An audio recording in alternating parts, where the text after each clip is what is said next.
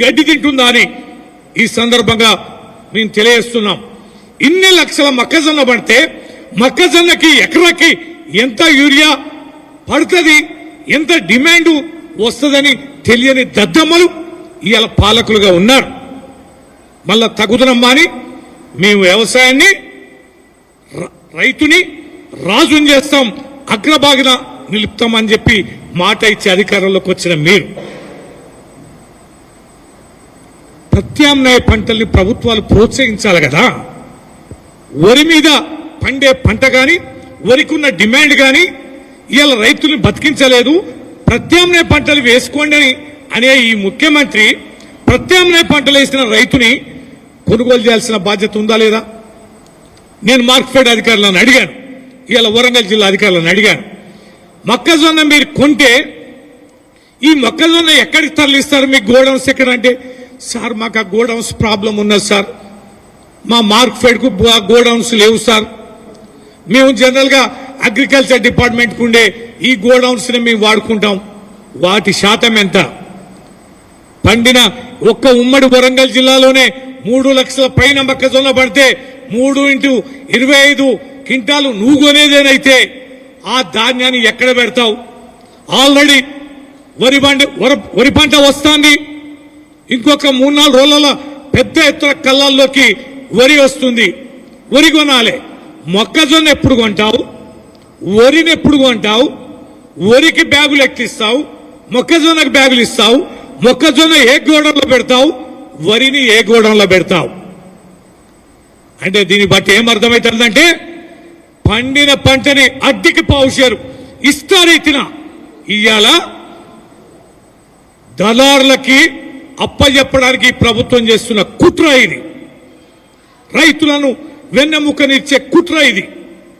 రైతులని నట్టేట ముంచే కుట్ర ఈ ప్రభుత్వం చేయకపోతే, రైతుల పక్షపాతి అయితే పండిన పంట ఎన్నడు విత్తనాలు వేశారు, ఇవాళ మార్కెట్కి ఎప్పుడు వస్తుంది, ఇది ఎంత మేరకు సెంటర్ ఓపెన్ చేయాలి, ఎంత ధాన్యాన్ని పర్ డే ఈ కాంటా పెట్టాలి, ఆ ధాన్యాన్ని ఎక్కడ నిల్వ చేయాలని సోయలేని ఈ ప్రభుత్వం ముందస్తు జాగ్రత్తలు తీసుకొని ప్రభుత్వాన్ని, రైతులు నట్టేట ముస్తున్న ఈ ప్రభుత్వాన్ని ఖచ్చితంగా నిలదీయాల్సిన బాధ్యత యావత్ తెలంగాణ ప్రజలకు ఉంది.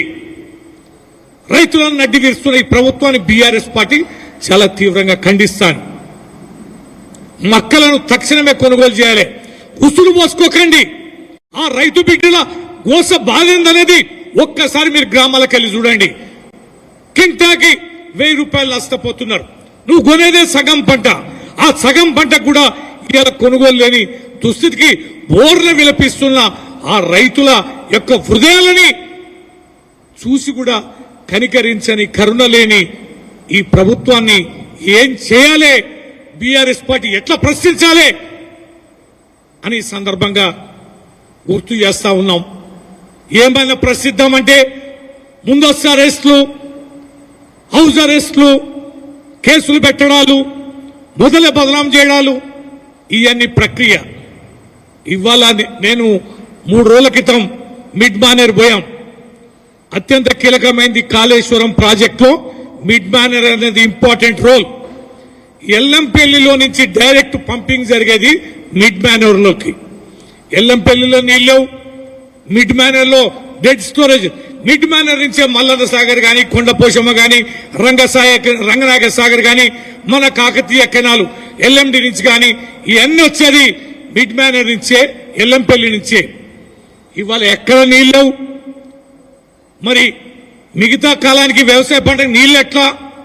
ఈ సమ్మర్లో మంచినీరు ఎట్లా? ఏం జాగ్రత్తలు తీసుకుంటున్నారు?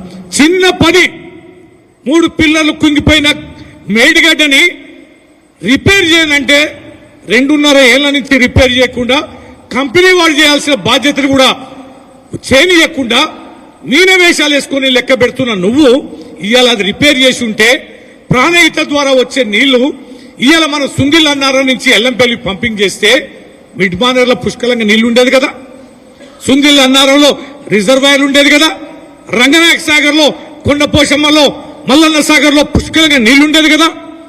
హైదరాబాద్ తో పాటు యావత్ తెలంగాణలో మిషన్ భగీరథ ద్వారా చుక్క నీరు సమస్య లేకుండా ఉండేది కదా. నిత్యధార అయిన ప్రాణహిత వచ్చి పడే మేడిగడ్డ 3 పిల్లలని నువ్వు బాగు చేయలేకుండడంతో యావత్ తెలంగాణకి సాగునీరు తాగునీరు లేకుండా చేస్తున్న ఈ దౌర్భాగ్య పాలనని తీవ్రంగా ఖండిస్తున్నాం. ఈ ఎండాకాలంలో తలుచుకుంటేనే భయం వేస్తోంది. ఈ మంచినీళ్ళని ఎలా అధిగమించాలి, హైదరాబాద్ నగరం ఎలా తట్టుకోవాలి? పల్లెల్లో ఇప్పటికే ఇవాళ మంచినీళ్ళు ట్యాంకర్లు చూస్తూనే ఉన్నాం. అనేక ప్రాంతాల్లో ఈ యొక్క ఆపదని ఎట్లా తట్టుకోవాలనే సోయలేని ప్రభుత్వం. ఎవరి మీదనే కక్ష? పొద్దు సమానం కేసీఆర్ గారిని తిడతావు, పొద్దు సమానం గత ప్రభుత్వం గురించి మాట్లాడతావు, కమిషన్లు వేసావు తేల్చావు, కేసులు పెడతావు తేల్చావు, తప్పుంటే తేల్చావు. ఒకవేళ తప్పే తేలితే అరెస్టులు నీకు చేత కాదు. ఎక్కడ తప్పు లేని వాటి మీద తప్పులేస్తూ నిందలేస్తూ కేసులు పెడుతూ కమిషన్లు పెడుతూ కాలయాపన చేస్తున్న నువ్వు, నీకు అధికారం చెప్పింది కాలయాపన ఏమన్నా? గత ప్రభుత్వం గురించి మాట్లాడమనా? ఈ రైతుల గోసపుచ్చుకోమనమనా? తాగునీరుకి దిక్కులేని పరిస్థితి దౌర్భాగ్యాన్ని తెమ్మనమనా నీకు అధికారం ఇచ్చింది? ఎంతకాలం నడిపిస్తావు? ఎంతకాలం ఈ ప్రజల గోసపుచ్చుకుంటావని ఈ సందర్భంగా ప్రభుత్వం గుర్తు చేస్తున్నావు. బిడ్డ, నువ్వు కొనుమొక్కజొన్నలు లేకపోతే రైతులు చేసే కన్నెర్ర దాటికి నువ్వు తట్టుకోలేవు. దీన్ని చాలా తీవ్రమైన ఉద్యమ రూపంలోకి తీసుకెళ్తాం. మొక్కజొన్న ఈ గతి అయితే రేపు వరిని కూడా కొనుగోలు చేయాలి.